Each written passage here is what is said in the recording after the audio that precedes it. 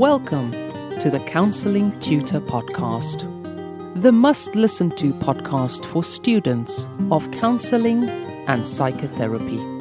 Here are your hosts, Rory Lees-Oakes and Ken Kelly.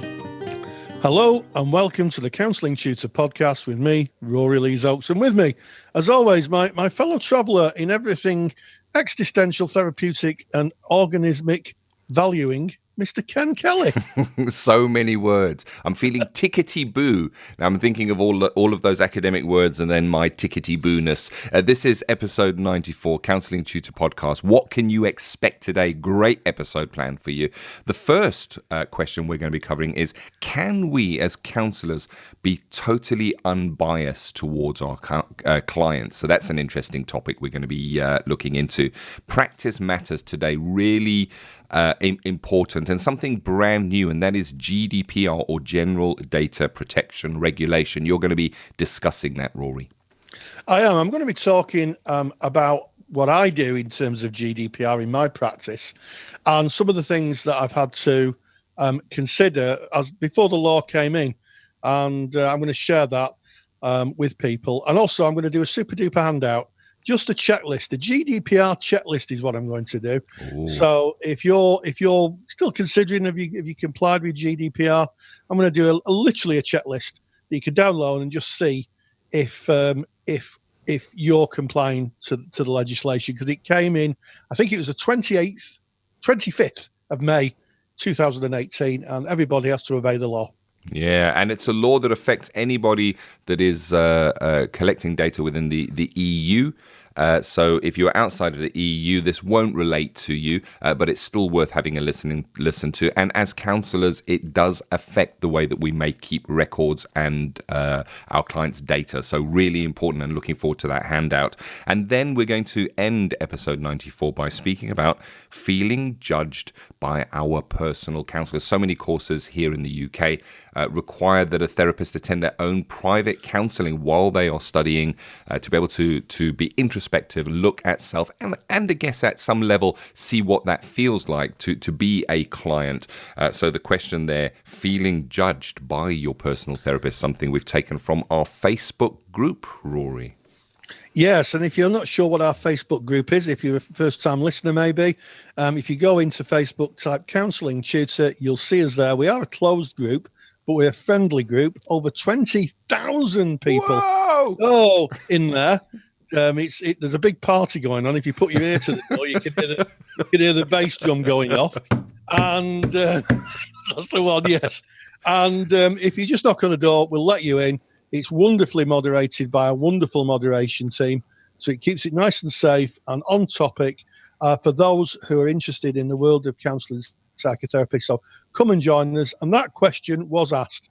That's where we got our questions from. We draw our questions from the podcast, from what we observe and what we see in that Facebook group. So come and join us. Yeah, it means that your voice kind of steers what we discuss and where we go. You are our listener. We are in service of you. And question one today is no exception, or topic one, I guess. It did come as a question from the Facebook group. Can we be totally unbiased as a counsellor towards our clients? Oh, Rory, can we?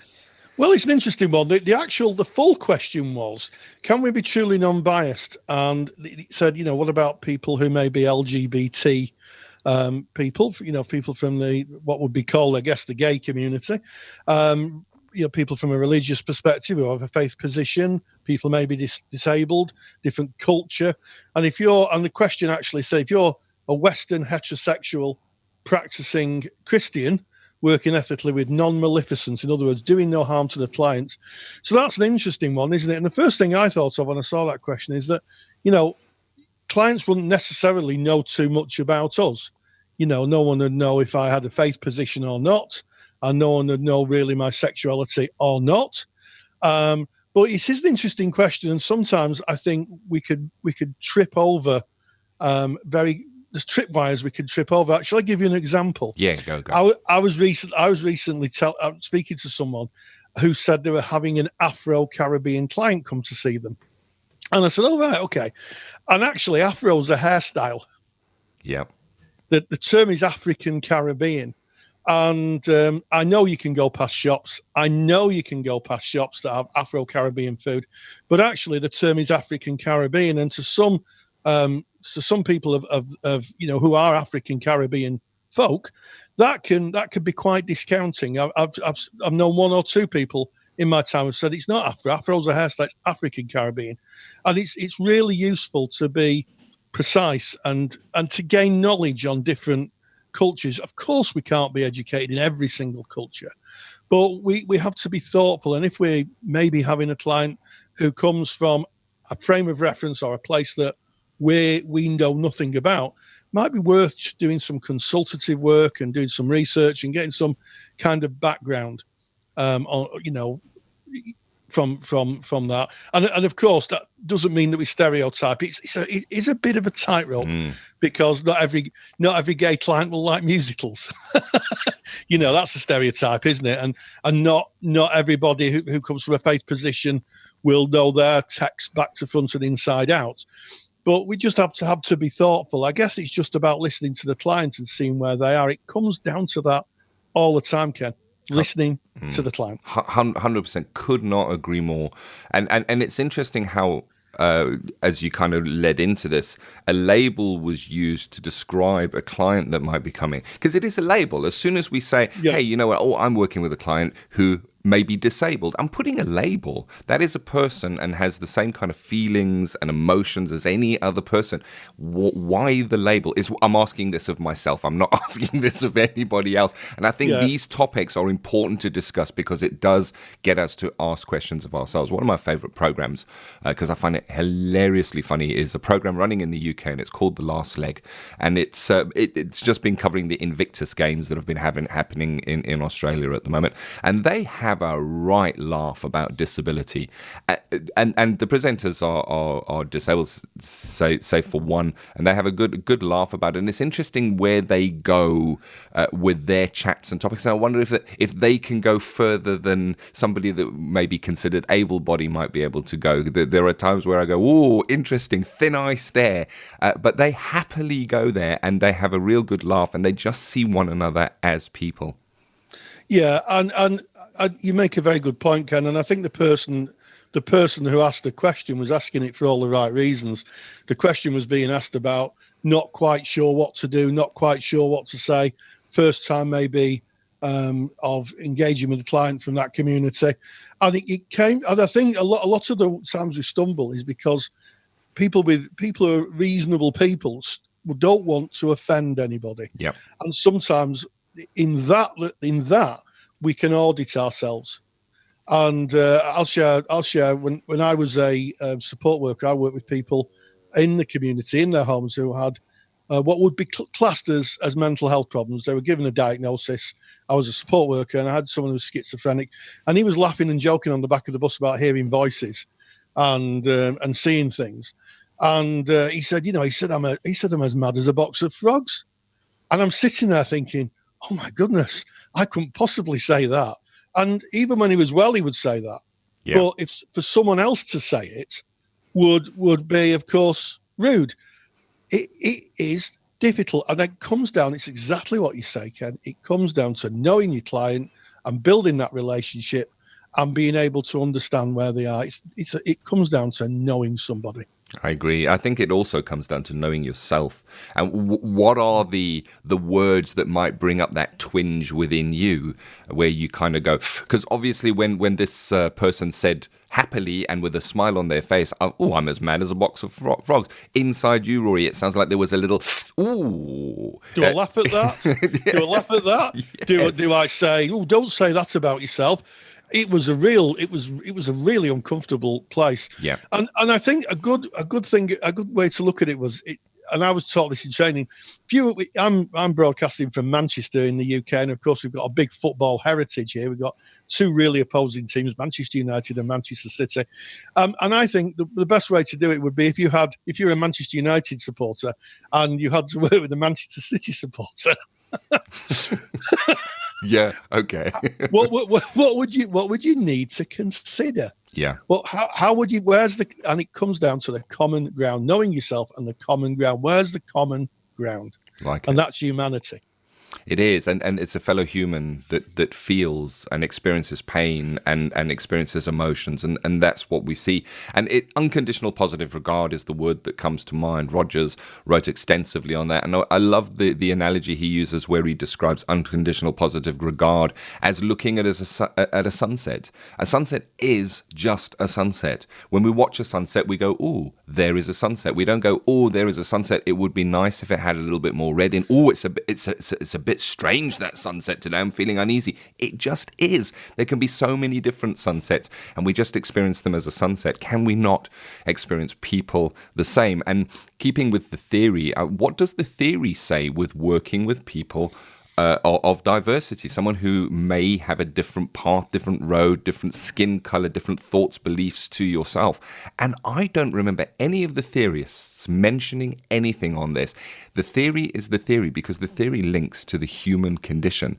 So if you're looking at person centers, it says that the core conditions, all 6 of the conditions are necessary and sufficient. It doesn't say necessary and sufficient unless that person happens to be of a different faith base to you.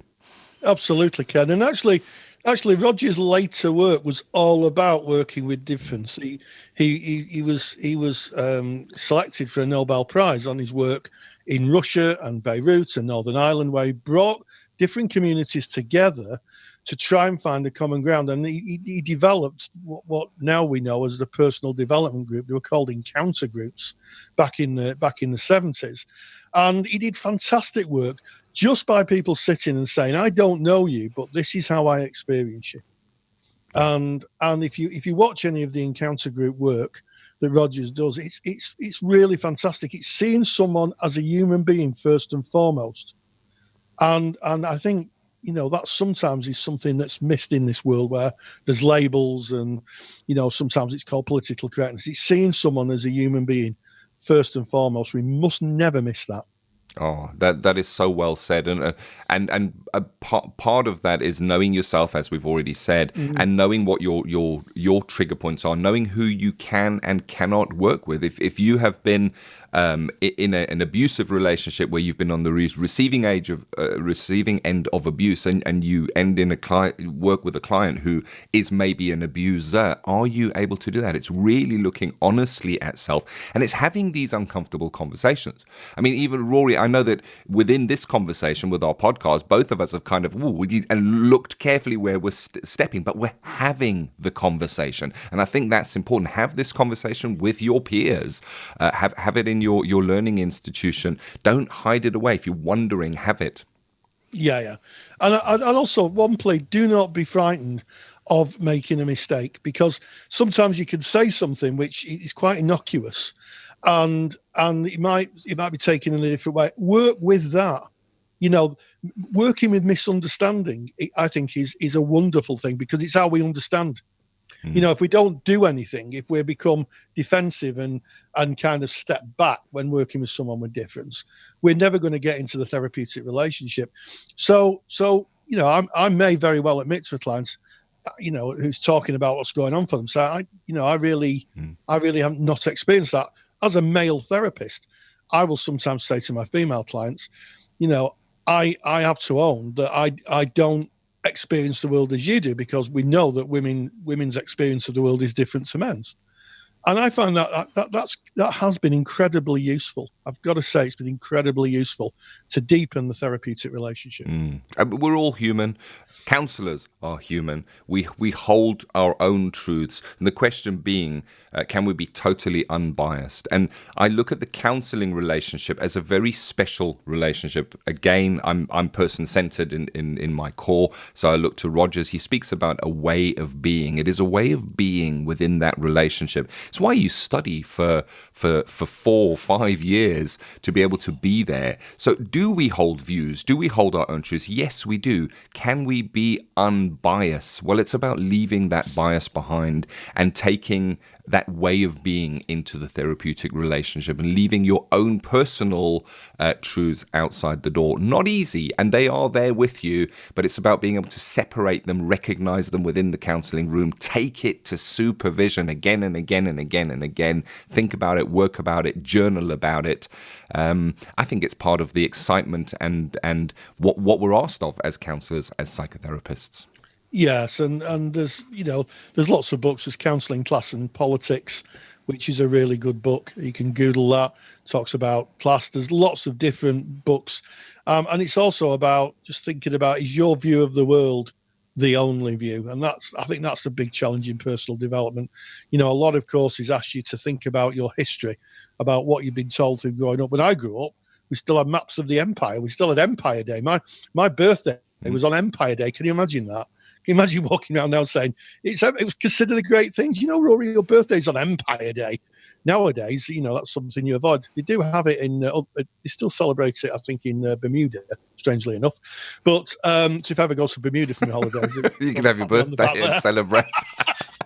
But yeah, and as a country, we're having those difficult conversations, and I think it's about taking what you have come from and thinking about, is it relevant to where we are now? And I think, that's as you get older, I think that's a challenge because you're carrying more cultural baggage with you, through the years.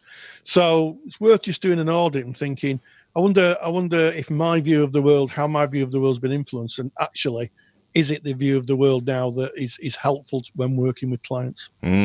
So we need to move into practice matters. We could speak about this all day. Yes. My final word on this, and I have to put this in because I'm a great Pink Floyd fan, is there's a great song by Pink Floyd called Us and Them, and it covers this topic in great detail. Fantastic lyrics. So we're looking at GDPR, which is General Data Protection Regulation, recently introduced into the EU, and it basically governs how we have to handle, store, share or not share data, and this affects practice, Rory. It does. And before you switch off, if you're in a different country and think it's only for folks in Europe and the UK, actually, I think you'll find that GDPR and data protection is probably the same in your country. I know we have a lot of listeners in Australia and New Zealand and all over the world, and I think you'll find that there are data protection regulations. So what I'm going to do is I'm going to do a data protection checklist. It's going to be generic. It's just going to be good practice. And I'm going to be talking about what you need to think about to protect your client's data and, in fact, protect you from prosecution, because the fines under the European law can be eye-watering if you're not careful. Practice Matters with Rory after this short message. Take the stress out of your counselling studies and get the support of Rory and I by joining us in the Counselling Study Resource. See how Counselling Study Resource can help you. Visit counsellingtutor.com. That's counsellingtutor.com. If you are listening to this section of the podcast outside of the UK, please stay with me, because as I will explain, the protection of individual data is a worldwide concern, with many countries having their own data protection legislation. Australia has the Privacy Act of 1998, New Zealand has the Privacy Act, passed into law on the 5th of May 1993, and I came across an interesting headline published in July 28th, 2018 in the Hindustan Times. Now, that is a English-speaking newspaper, and it's one of India's most circulated newspapers. And one of the headlines observed, India moves closer to first data privacy law as Srivansha panel submits report focusing on individual users' consent. Justice Srivansha said privacy has become a burning issue and therefore every effort has to be made to protect data at any cost. In a world that's becoming smaller by the day due to technological advances, it's a fair bet that at some point data protection is going to be on your agenda. So how does data protection impact on us, those of us who are practicing counsellors? How does it impact on us? Well, the answer is more than you think. And what I've done is I'm going to share my observations with you. It doesn't constitute legal advice. It's rather my own interpretations. However, I have put a link in the handout to the Information Commissioner's Office. Those are the people who oversee data protection in the UK. And if you want specific clarification, get in contact with them. They're super helpful, and they may be able to give you some information. So the first thing is that information that contains anything that could identify your client comes under the scope of the Act. And it might be a good time to remind ourselves why the original Data Protection Act came into legislation. And the reason for it was quite simply because in the late 1980s, someone found a whole pile of classified confidential medical records blowing on a tip. And a hospital had thrown them out. They'd literally just thrown them out and stuck them on the tip. And or more to the point, their refuse people had stuck them onto a tip. And they were blowing around, and you could just read people's private confidential information. And there was a real outcry at the time. And as a consequence of that, people said to the government, what are you going to do about it? And the original Data Protection Act was an answer to that. So that's the history of it, really. And identifiable information includes names, phone numbers, addresses, anything that could identify your client to a third party. One of the things is clients have the right to access their records, including your notes, and they also have the right to amend or update information. And usually this would be confined to correcting errors such as date of birth, changes of address, contact information, changing to a married name maybe. So they have the right to do that, and also the right to know what information you have on them. In a medical setting, and counselling comes under that to some extent, clients have a limited right to have information deleted. So if you're signed up to an online retailer and you buy things offline, you can actually write to them and say, I want you to delete all my information off your company. I don't want to exist in your company anymore. And they will delete the information. Under law, they have to. It's slightly different in a medical setting. And I'll give you an example of why. I have to keep notes for 5 years for my insurance company. And if it's someone under the age of 18, 5 years after they become older than 18, they get to 18 and 5 years after that. So, that could be up to, in some cases, 10 years for some therapists. If they're seeing a 15-year-old client, it could be 9 or 10 years in some cases. So that's the reason why there's a limited right, because in medical settings or in a business setting where you might have to have information for tax purposes, you have to have clients' information. Now, here is where we have to be very thoughtful. My next observation is carrying clients' data such as addresses or phone numbers on your personal mobile phone means you have to register with the ICO. It's really interesting. As soon as you start to transport any client information on any device that you own, you're technically you're technically handling data, or in some cases controlling it. If you alter data and have the power to alter it, you're a data controller. Either way, you need to register with the ICO. So it's never a good idea, certainly if you're a student counsellor, to have clients' information on your phone, because technically you're handling that data and you need to register. And you're also responsible for keeping it safe and due diligence. So I've put a little list together, best practice for students. Always use your agency's phone number or computer systems to contact clients. So if you ever have to contact a client, use your agency's phone or their computer systems if you're writing a letter to them. Don't do it off your own, because as soon as you're storing any data on your device, you're liable for it. And also your agency may have a policy about what data you can carry, because technically, even if you're volunteering, you work for them. Never have any client contact details or identifiable information written into any notes you store personally. So when I was a student, I used a split note system. The name, address, contact details were kept at the agency. The agency issued each client a unique serial number. That serial number went on my notes, and my notes were written under that serial number. So if I lost my notes, all that people would find is my notes and a serial number, but they couldn't connect it to anybody because there's nothing there that would identify the client. And if you are storing clients' information on a personal device, such as a phone or tablet, you need to speak to your agency because they may have policies on data protection. And I'll give you an example of an observation that I made. I was on a train journey recently. I was sat next to someone who was using their laptop, and they had a spreadsheet open which had a number of names and addresses on. Now, I don't know what that person did for a living, but I do know that I could lean over, and if I was a kind of a nosy person, I could have had a very good look at the names and addresses and also got a good indication of what that person's work was, and I could have connected the two. That would have been a data breach. The other thing is, on my mobile phone, I use an Apple device.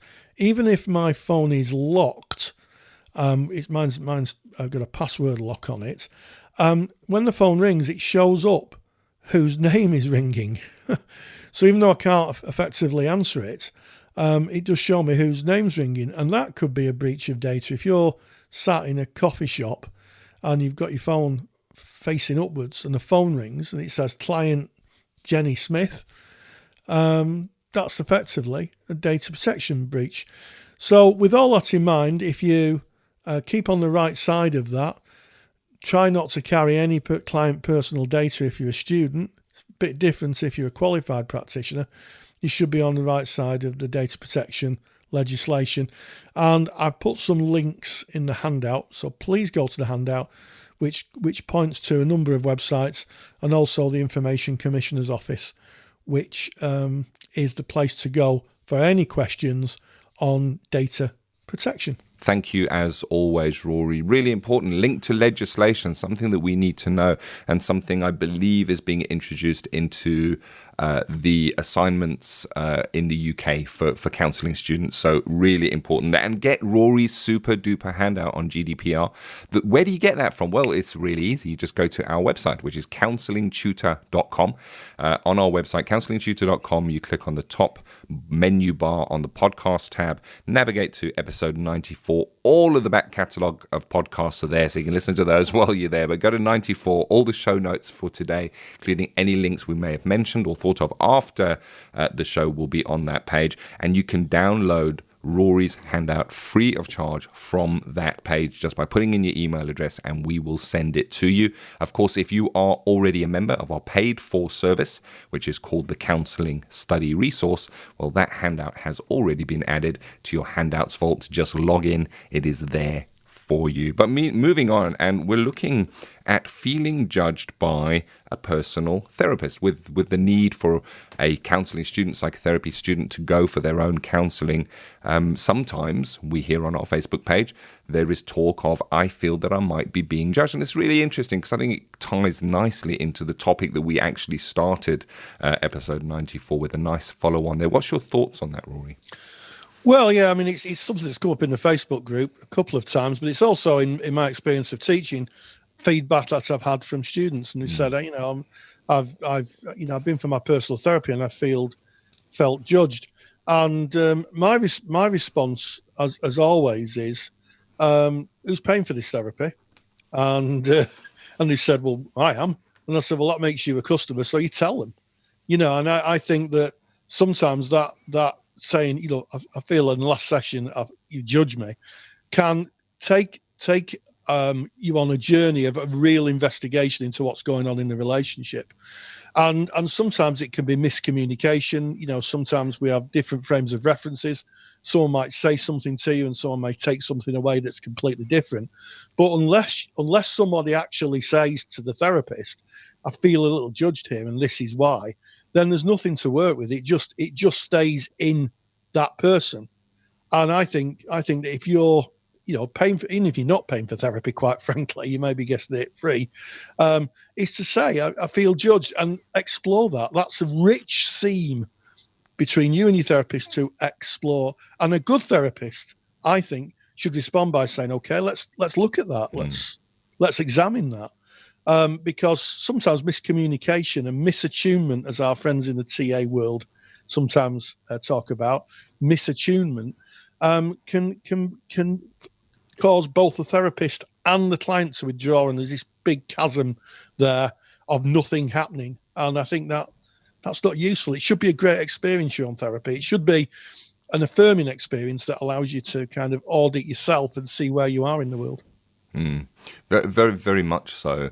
And there's, you're going for therapy, personal therapy, anything that you're experiencing, you're there for your own therapy, but you can also look at it from how will it be, or how might it be for my clients when they come and see me.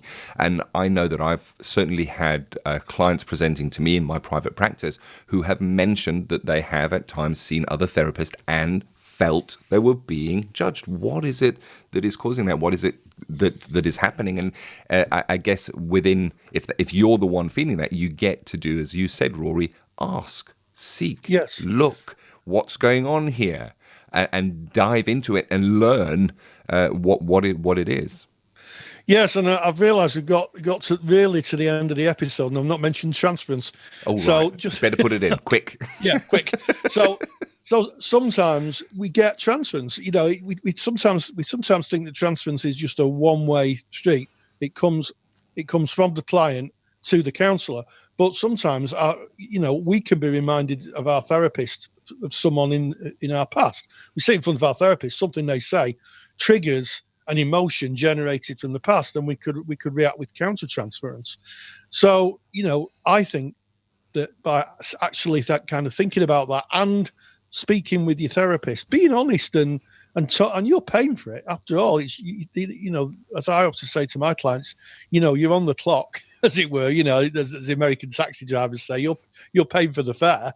Then, explore it. And sometimes it can be transference. I can say in my own practice that's happened on a couple of occasions through the year where we've examined a perception that I've been judgmental.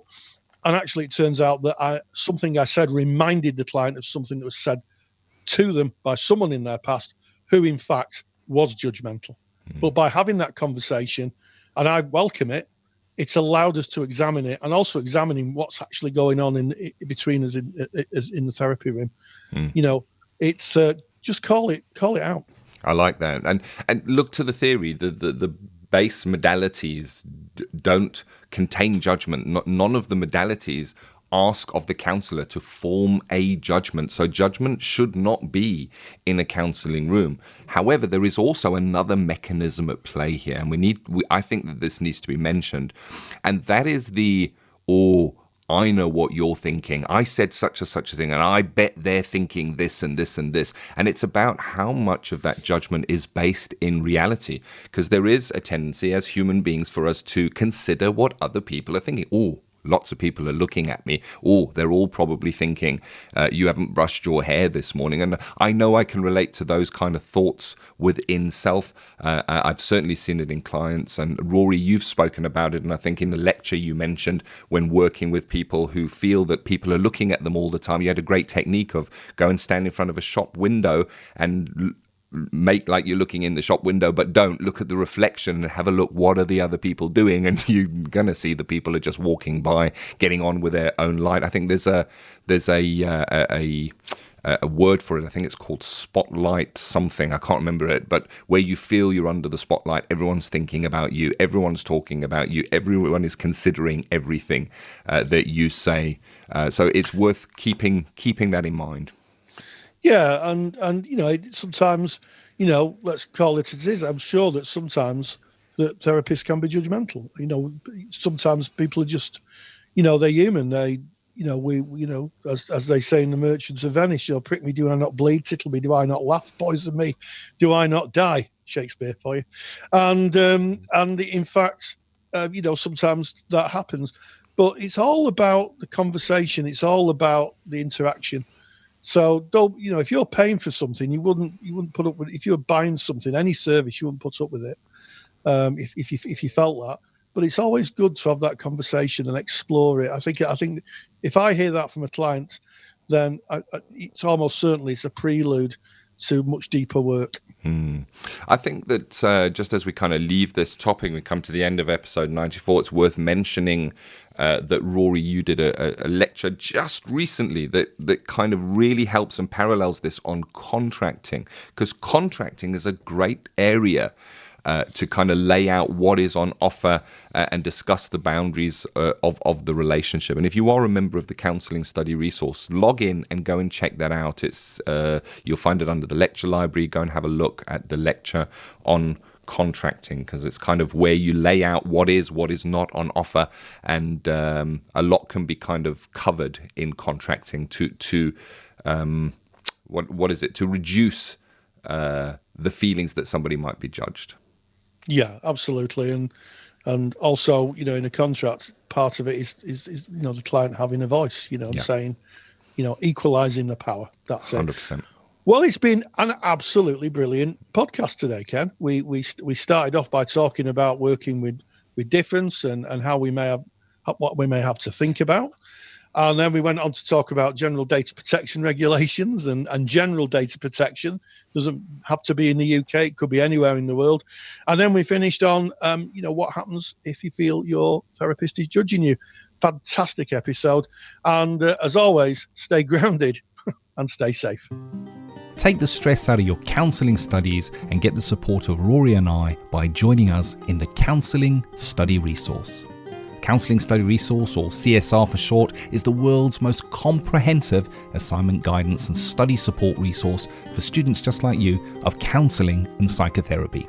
See how Counselling Study Resource can help you. Visit counsellingtutor.com. That's counsellingtutor.com.